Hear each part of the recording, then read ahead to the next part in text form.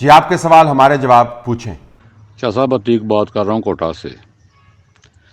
شاہ جی سیدھا سا سوال ہے، یہ جو ان دنوں پی ٹی آئی گورنمنٹ کو جو ٹریلر دکھائی دے رہے ہیں یہ جنگیر ترین گروپ کے حوالے سے، دوسرا پنڈی رنگ روڈ والا سکینڈل، تو کیا یہ عمران خان بھی کسی نہ کسی دن نواز شریف کی طرح کھل کے بولیں گے کہ سول گورنمنٹ میں کسی کی مداخلت نہ ہو یا بلیک میل نہ کیا جائے؟ تو دوسرا سوال یہ تھا کہ کاف لیگ یا چودھریز آف گجرات کا نیکسٹ رد عمل کیا ہو سکتا ہے؟ وہ کب تک اس گورنمنٹ کے ساتھ چل سکتے ہیں، یا وہ ہیں تو کنگ میکر، لیکن آپ کی کیا رائے ہے؟ شکریہ۔ ٹریلر دکھایا گیا ہے، لگتا ہے کہ خوفناک قسم کی فلم ہے جس کی ایک نئی قسط یا نئے سیزن کا اجرا ہونے والا ہے، اس کا ٹریلر دکھایا گیا ہے۔ ان اے ٹریلر ہی دکھایا گیا ہے۔ جہانگیر خان ترین کے قریبی ذرائع خود یہ مانتے ہیں کہ جہانگیر خان ترین کے پاس اس گروپ کو دینے کے لیے کچھ نہیں ہے، وہ خود تمام عمر کے لیے نااہل ہو چکے ہیں۔ انہوں نے اپنے بیٹے کو اپنا سیاسی ورثہ دینے کی کوشش کی، وہ پروجیکٹ جو ہے وہ کامیاب نہیں ہوا۔ ان کے خلاف ایف آئی آریں کٹی ہوئی ہیں، وہ اتنے غیر مؤثر ہیں کہ وہ ایف آئی آریں بھی خارج نہیں کروا سکتے۔ ان کو ملاقاتیں کر کے عمران خان سے یا ایک ملاقات کر کے معاملات کو طے کرنے پڑتے ہیں، تو ان کو خود اپنی پڑی ہوئی ہے، تو اس گروپ کو انتخابات سے پونے 2 سال پہلے وہ کیا آفر کریں گے کہ یہ گروپ ان کے ساتھ کھڑا ہوا ہے؟ تو وہ یہ اس بات کو مانتے ہیں، اور عام حلقوں کے اندر یہی بات کی جاتی ہے کہ یہ گروپ جو ہے اگر اسٹیبلشمنٹ کی طرف سے اشارے نہ ہوتے تو یہ جہانگیر خان ترین کے ساتھ کھڑا نہ ہوتا۔ دوسرا آپ نے پنڈی رنگ روڈ کا سوال کیا، تو رنگ روڈ والا کیس بھی بڑا دلچسپ ہے کہ نیب کے حوالے کیا گیا ہے، اور حکومت وقت کے جو زعماء تھے وہ چاہتے تھے کہ اینٹی کرپشن کے پاس جائے۔ اینٹی کرپشن میں ان کے اثر و رسوخ ذرا زیادہ ہیں۔ نیب جو ہے اگرچہ ان کے ساتھ مل کے کام کرتی ہے بعض معاملات کے اوپر، لیکن نیب ہر طرف دیکھتی ہے۔ تو اب حکومت جو ہے اس کو اینٹی کرپشن کی طرف بھیجنا چاہ رہی تھی، نیب نے اس کیس کو ٹیک اپ کر لیا ہے۔ ظاہر جب پنڈی رنگ روڈ بنے گی تو پنڈی کا انفلوئنس اس کے اندر کافی واضح ہوگا۔ تو اس کیس کے اندر سے کچھ چیزیں تو سامنے آئی ہیں۔ زلفی بخاری کا اگر آپ استعفیٰ سامنے دیکھیں تو اس کا تعلق اس رنگ روڈ کے سکینڈل سے نہیں ہے، اور اس کا ان کو بھی پتہ ہے، ان کے گھر والوں کو بھی پتہ ہے۔ یہ ضرور ہے کہ اس کے کھاتے میں ان کو ذرا سائیڈ لائن کیا گیا ہے۔ خیال یہ کیا جا رہا تھا کہ وہ پنڈی اور یا ان کے جو رشتہ دار ہیں پنڈی رنگ روڈ کے معاملے کو استعمال کرتے ہوئے پنڈی والوں کے زیادہ ہی قریب ہو رہے تھے، تو ان کو سائیڈ لائن کیا گیا ہے۔ یہ دونوں ایشوز ہیں۔ Jahangir Khan Tareen in a different way, P T I کے اندر گروپس کو 2 بننا عمران خان کے لیے لمحہ فکریہ ہے، ان کی جماعت ان کے سامنے ہائی جیک ہو رہی ہے، اور پنڈی رنگ روڈ نے تو آلریڈی، یا اس کے چھاتے نے آلریڈی زلفی بخاری کو سائیڈ لائن کر دیا، اگرچہ وہ he can always stage a come back, مطلب ان کے لیے کوئی واپس آنا مشکل نہیں ہے۔ وہ گھر کے بھیدی ہیں، اور اگرچہ لنکا نہیں ڈھائیں گے لیکن گھر کے بھیدی یقیناً ہیں، تو ایسے لوگوں کی بڑی اہمیت ہوتی ہے۔ چودھریوں کا رد عمل کیا ہوگا؟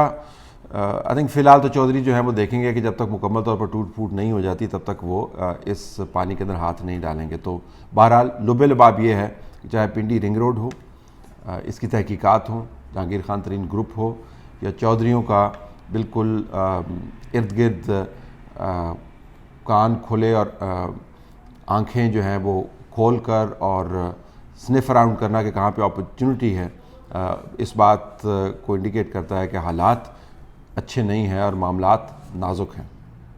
طلعت بھائی کیسے ہیں؟ خیریت سے؟ اچھا، جوید چودھری صاحب نے کالم لکھ دیا عمران خان کو بیچارہ ثابت کرنے کے لیے یہ رنگ روڈ والے سکینڈل میں، کہ وہ تو بیچارہ بہت معصوم ہے، بڑا سیدھا سادہ ہے، اس کے جو ارد گرد ہیں وہ لوگ ٹھیک نہیں ہے، کیونکہ ذمہ داری لگی ہے بھائی، اس نے تو لکھنا ہی ہے۔ تو پوچھنا میں نے یہ تھا کہ اب یہ پروجیکٹ 2 تو سٹارٹ نہیں ہو گیا جو 2018 کا یعنی ناکام ہوا تجربہ، تو اب عمران کو بیچارہ ثابت کرنے کے بعد دوبارہ لانچ کیا جائے کہ 1-2 اس کے جو ارد گرد والے ہیں ان کو تھوڑا سا رگڑ کے تو اس کو بیچارہ ثابت کر دیا جائے۔ آپ کیا کہتے ہیں اس بارے میں؟ جی بھی یہ بالکل ہوتا ہے کہ آپ نے جب کنگ کو بچانا ہوتا ہے تو مہروں کو آپ تتر بتر کر دیتے ہیں۔ جہانگیر خان ترین کا بھی جب کیس آیا تھا تو یہی بتایا گیا تھا کہ کتنا زبردست احتساب ہو رہا ہے کہ جہانگیر خان ترین جیسا بندہ جو ہے وہ اس کی زد میں آ گیا، اور اب پتہ چلا کہ ان سے ملاقاتیں ہوتی ہیں اور معاملات طے کرنے کی کوشش کی جاتی ہے اور انویسٹیگیشن آفیسر بھی تبدیل کر دیا جاتا ہے۔ تو اپنے لوگوں کی قربانی دینا جو ہے وہ کوئی پہلی مرتبہ نہیں ہوگا۔ عمران خان بیچارے اور معصوم ہو سکتا ہے، بیچارے اور معصوم ہو سکتا ہے بالکل بھی بیچارے اور معصوم نہیں ہوں، لیکن کسی اور شخص کو اسکیپ گوٹ بنا کر جو قائد ہے وہ اپنی ذمہ داری نہیں اس سے بری الذمہ نہیں قرار پا سکتا، سمپلی کیونکہ قائد یہ خود کہتا رہا ہے کہ جو ذمہ داری ہے ہمیشہ ٹاپ کی طرف جاتی ہے۔ وہ کپتان ہی کیسا ہوگا جو ٹیم ساری اس کی ہار رہی ہو، گر رہی ہو، حالت ان کی بری ہو اور ہر طرف سے ان کو پھینٹی لگ رہی ہو، اور کپتان کہے جی کہ میرے کپڑے تو بالکل صاف ہیں، میرا قد بالکل اونچا ہے، میں زبردست پلیئر ہوں، ٹیم ہی ناکارہ ہے۔ تو ذمہ داری تو آخر میں آ کے ٹیم کی ہار کی کپتان پر ہی جاتی ہے، اور کپتان کو ہی بلایا جاتا ہے تنقیدی سوالات کا سامنا کرنے کے لیے۔ اس کیس کے اندر تو ایک میچ نہیں ہے، ملک کی قسمت ہے، تو آپ دوسروں کو رڑا دیتے رہیں، آپ کی ذمہ داری اپنی جگہ پر موجود رہے گی۔ السلام علیکم طلعت بھائی، میں آصف بات کر رہا ہوں۔ میں نے پوچھنا یہ تھا، یہ جو آج کل تھوڑا سا پروگراموں میں سن رہے ہیں کہ جنرل باجوہ صاحب تیسری بار بھی ایکسٹینشن لے رہے ہیں اور میاں نواز شریف اس پہ ناخوش ہیں، تو ذرا پلیز اس پہ تھوڑی سی روشنی ڈال دیں، آپ کی مہربانی ہے۔ جی میں نے سنا ہے بعض حلقوں میں کہ جنرل قمر باجوہ جو ہیں وہ تیسری ایکسٹینشن کی خواہش رکھتے ہیں، بعض جو قریبی حلقے ہیں وہ کہتے ہیں تیسری ایکسٹینشن کو نہیں چاہیے، وہ تو ریٹائرمنٹ کی تیاری کر رہے ہیں۔ جب پہلی ایکسٹینشن لی تھی تو اس وقت بھی یہ بتایا جا رہا تھا وہ تو گھر بنا رہے ہیں اور سامان پیک کر رہے ہیں، اور اس کے بعد ان کی ایکسٹینشن ہو گئی۔ تو یہ معاملات اسی وقت اٹھائے جائیں تو بہتر ہے جب ایکسٹینشن یا ریٹائرمنٹ کی ڈیٹ جو ہے قریب آ جائے، تب جو بحث چلے گی میڈیا میں وہ زیادہ مستند ہوگی۔ لیکن یہ میں نے سنی ہے، بہت بھیانک غلطی ہوگی اگر وہ ایسا کرنا چاہ رہے ہیں۔ ایک بھیانک غلطی وہ کر چکے ہیں پہلی ایکسٹینشن لے کے، بالکل ویسی ہی غلطی جیسی جنرل کیانی نے کی، لیکن وہ دن اور تھے، اس غلطی کا خمیازہ اتنا نہیں بھگتنا پڑتا تھا جتنا آج کل بھگتنا پڑ رہا ہے۔ اور اگر وہ مزید اپنے آپ کو ایکسٹینڈ کریں گے تو نہ ادارے کے لیے اچھا ہوگا، نہ ان کے لیے اپنے لیے اچھا ہوگا، سب سے بڑھ کے یہ کہ پاکستان کے لیے اچھا نہیں ہوگا۔ یہ تو میرا کنسسٹنٹ ویو ہے، میں تمام ایکسٹینشنز کے بارے میں یہی ویو رکھتا ہوں، تو چاہے جنرل قمر باجوہ ہوں یا کوئی اور ہوں، اس پہ میرا پوائنٹ آف ویو یہی ہے۔ نواز شریف اس پر ناخوش ہے۔ نواز شریف نے تو اپوائنٹمنٹ کی تھی جنرل قمر باجوہ کی، نواز شریف صاحب کی پارٹی نے ہی تو وہ دستخط کیے تھے اس بل کے اوپر جس کے ذریعے جنرل قمر باجوہ جو ہے بیرونی مخدوش حالات کے پیش نظر 3 سال مزید ان کی تعیناتی ہوئی۔ تو نواز شریف ناخوشی میں بھی ایسے فیصلے کرتے ہیں جن سے ان کو مزید ناخوشی ہوتی ہے۔ السلام علیکم طلعت صاحب، ہوپ یو آر ویل۔ میرا نام سعدیہ اور میں لندن سے یہ کوشچن کر رہی ہوں کہ جو زلفی بخاری صاحب جن کو بڑا صادق اور امین کہا جاتا تھا، ان لندن میں ہم ان کی فیملی کے صادق اور امین ہونے کے بہت زیادہ گواہ مل جاتے ہیں ہم کو، لیکن اب میرا کوشچن آپ سے یہ ہے کہ یہ جو ابھی ان کو کلین چٹ دینے کے لیے استعفیٰ دلوایا گیا، اور پہلے تو فائلیں جلا دی جاتی تھی جیسے کہ الزام لگایا جاتا ہے، اب کیا جی فائلیں ڈیلیٹ ہوں گی اور یہ دھلا کے کلین چٹ لے کے دوبارہ سے معاون خصوصی بن جائیں گے؟ کچھ استعفے کی سمجھ نہیں آئی ہے، کیونکہ کپتان کے ویژن کے ساتھ تو وہ آج بھی کھڑے ہوئے ہیں، تو تھوڑا ایکسپلین کر دیں گے پلیز، بہت شکریہ۔ آئی ڈونٹ نو جی کہ صادق اور امین پتہ نہیں کس کو کہا جاتا ہے اور اس کی کیا اہمیت ہے، لیکن میں ذاتی معاملات میں بالکل نہیں پڑتا، جو ذاتی زندگی ہے ان کی اپنی زندگی ہے، جیسے مرضی اس کو گزاریں، لیکن یہ ضرور ہے کہ ان کی کوالیفیکیشن کے بارے میں لوگ بہت سوال اٹھاتے ہیں اور جاننا ہی چاہتے ہیں کہ وہ کس میرٹ کے اوپر اس عہدے پر فائز ہیں، اور اب اگر ان کو کلین چٹ مل بھی جاتی ہے تو فرینکلی زلفی بخاری کوئی بہت بڑا فیکٹر نہیں ہے پاکستان کی سیاست کے اندر۔ ان کا خیال ہے کہ وہ بڑے موور اینڈ شیکر ہیں، وہ نہیں ہیں۔ تمام لوگ جو جھنڈے والی گاڑی کے اندر پھرتے ہیں یا لیڈران کے ساتھ لگے ہوئے ہوتے ہیں، ان کا خیال ہوتا ہے بڑے اہم ہیں، وہ بالکل اہم نہیں ہیں، اور اس کا ان کا اندازہ تب ہوتا ہے جب وہ نکالے جاتے ہیں۔ تو زلفی بخاری اگر واپس آ بھی جاتے ہیں تو فرینکلی اس کا پاکستان کی صحت کے اوپر کوئی اثر نہیں پڑتا۔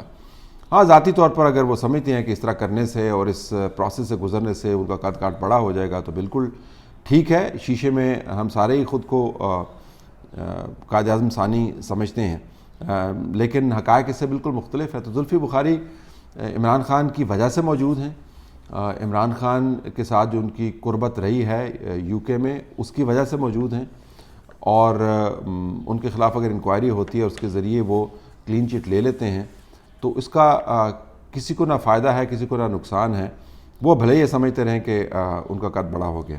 السلام علیکم طلعت صاحب، یہ جہانگیر ترین نے 30-32 لا میکرز کا ایک ہم خیال گروپ بنایا. پوچھنا تو یہ تھا کہ یہ وہ لوگ ہیں کہ جن کو جہانگیر ترین نے اپنے جہاز میں 2018 کے الیکشنز میں خریدا تھا ایم این اے اور ایم پی ایس کی پوسٹ کے لیے پی ٹی آئی کے لیے. دوسرا سوال یہ تھا کہ یہ جو پی ٹی آئی ہم خیال ہے یہ کیا پی ٹی آئی جے بننے والی ہے جس طرح مسلم لیگ نون کا فنکشنل وغیرہ ہوئی, اور یہ کہ جے پی ٹی آئی جے اور پی ٹی آئی آئے جو عمران کی ہے یہ کہ دو بننے جا رہی ہیں. تیسرا سوال یہ تھا کہ چونکہ انسیکیورٹیز اب ہو گئی ہیں جہانگیر ترین سے عمران خان سے, جو وہ ایک ان کے مقابلے میں ایک انہی کی پارٹی کا ایک اور بندہ سامنے لے کر آ رہے ہیں. جی 3 سوال آپ نے کیے ہیں. جہانگیر خان ترین نے بہت سارے لوگوں سے براہ راست بات چیت کر کے ان کو پارٹی میں لے کے آئے, بہت سارے لوگوں کو بالواسطہ طور پر پارٹی میں لے کے آئے, بہت سارے لوگ جو پارٹی میں آ چکے تھے لیکن پریشان تھے کہ اب کس منہ سے ہم آئیں, ہم تو اسٹیبلشمنٹ سے بات کر رہے ہیں, تو ان کے لیے جہانگیر خان ترین نے ایک پردے کا بندوبست کیا اور ان کو ایک کور دیا. تو یہ 3 گروپس ہیں. جی ہاں, یہ ان کے ساتھ ساؤتھ میں موجود ہیں, ان کے ساتھ ہی یہ منسلک ہیں, لیکن 2-3 ایسے ہیں جن کا ان سے تعلق بعد میں بنا ہے. تو یہ وہی پرائمرلی وہی گروپ ہے. دوسرا آپ نے سوال کیا کہ یہ ہم خیال نہیں ہے, لیکن ایک پریشر گروپ یقیناً ہے. دیکھیں ایک پارٹی جو ہے وہ ایک سنگل یونٹ ہے, اس کا ایک اپنی کمانڈ سٹرکچر ہے, اس کے باقاعدہ عہدیداران ہیں. اگر پارٹی آئینی طریقے سے کام کر رہی ہے اس کی باقاعدہ پالیسی سازی ہوتی ہے. اس پارٹی کے ہوتے ہوئے اس پارٹی کے اندر ایک ایسا گروپ بن جائے جو ایک ایسے بندے کو اپنا لیڈر مان لے جو خود اسمبلی کا حصہ نہیں بن سکتا, اور جس کے بارے میں اس پارٹی کا لیڈر جو ہے وہ کہتا پھر رہا ہے کہ اس کی تحقیقات ہونی چاہیے, اس طرح کے لوگ مافیاز کا حصہ ہیں, اس کی گنجائش بنتی نہیں ہے. تو ظاہر پریشر گروپ تو ہے. 2 تو ہو گئی ہیں, اب یہ 2 حتمی طور پر ہوئے رہیں گی یا ان کو پریشر ٹیکٹک کے طور پر استعمال کر کے واپس ضم کر دیا جائے گا, یہ بات ہے. کون کس کے خلاف بندہ لا رہا ہے آئی ڈونٹ نو, لیکن یہ یقیناً بڑا گہرا ویو ہے کہ یہ معاملات جس طرح میں نے اس ایس ٹی ایچ میں پہلے سوال کے جواب میں کہا از خود نہیں طے پا جاتے. یہ گروپس ایسے نہیں بن جاتے. نون لیگ کی جو بلوچستان چیپٹر ہے ویسے علیحدہ نہیں ہو جاتا, باپ ایسے نہیں بن گئی تھی. خاقان عباسی صاحب جب بلوچستان گئے تھے تو اس وقت ان کو پتہ چلا تھا کہ ان کی پارٹی کے تمام ممبران جو ہیں وہ کسی صاحب کے دفتر میں بیٹھے ہوئے تھے, اور ان سے ملاقات ان کی اگر ہونی تھی تو اس صاحب کے ذریعے ہونی تھی. گرینڈ ڈیموکریٹک الائنس ایسے نہیں بن گئی. جیپ کا جو سمبل ہے وہ ویسے ہی نہیں ایلوکیٹ ہو گیا. چودھری نثار ویسے ہی نہیں علیحدہ ہو گئے. ساؤتھ کا جو بلاک ہے نون کو ویسے نہیں چھوڑ کے چلا گیا, وغیرہ وغیرہ. یہ کام ویسے نہیں ہوتے. یہ کوئی مریخ کے اوپر بیٹھ کے تیار نہیں کر رہا ہوتا. یہ باقاعدہ اس کی پلاننگ ہوتی ہے, اس کے اندر فائلیں چلتی ہیں, پھر اس کے اندر لوگوں سے رابطے ہوتے ہیں. تو ان کے سامنے تو نہیں لا رہی, لیکن ان کے ساتھ کھڑا کیا جا رہا ہے ان کو بتانے کے لیے کہ بھائی حالات اتنے درست نہیں ہیں جتنا آپ سمجھتے ہیں.